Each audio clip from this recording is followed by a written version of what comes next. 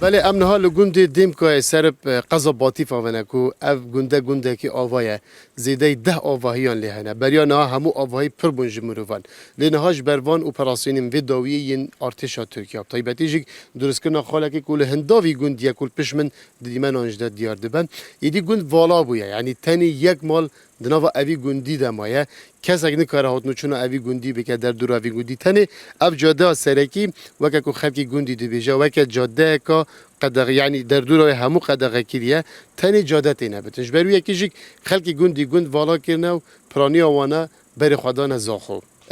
حج وکه دیار کو تنه توی مایت اوی گوندی داشت بری نو که چند مال بین بود چه مال دی چونه خودش برده خوشیا اوی ترکی ترکی چه خوشی بودن هلا اف چیا همی گرتن عالم پازا خدر وان چیا در حتی نزار روسیه چلینه شیلاله اف یعنی چون کازوانا بخواد چون بیوکا چون مازیا چون میشا فکر اف چنه ما شارع ما اسمه شارعی کلی کل چون قصاباجی راه باشه حجی دوروبری گوندی حتی کیف بوا ممنوعه هم بچنه نوال حتی کیف هم بچنه اما بقى شرعي نشين ذاك مش بر أودية تركي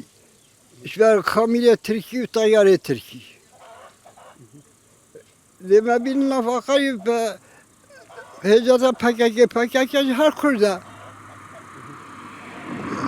ما هو حسابتي دشمن ترك كما شو تركي الفيري هذا غير كارا جامري وقت بعد غير كتو حجی معیشتی پتر سر چی الویره؟ معیشت ما خود سر پازی بی سر ویشا بی سر سیوا بی سر کزوانا بی مازیا بی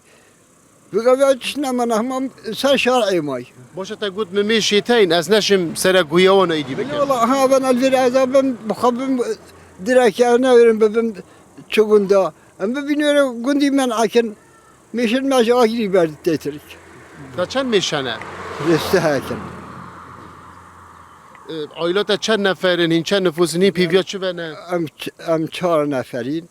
خود اما یارما بچه معاش ملیه اما پیویایی بر بله ارتشا ترکیه دوده ما 2 هفتین در بازبوی دا 6 خال سنوری لزنجیرا چیای زیریزه دانینه که هرش چیای زیریزه دست بدی که حتی که دیگه هر ریوانه یعنی 8 گوند دیگه بن کنترل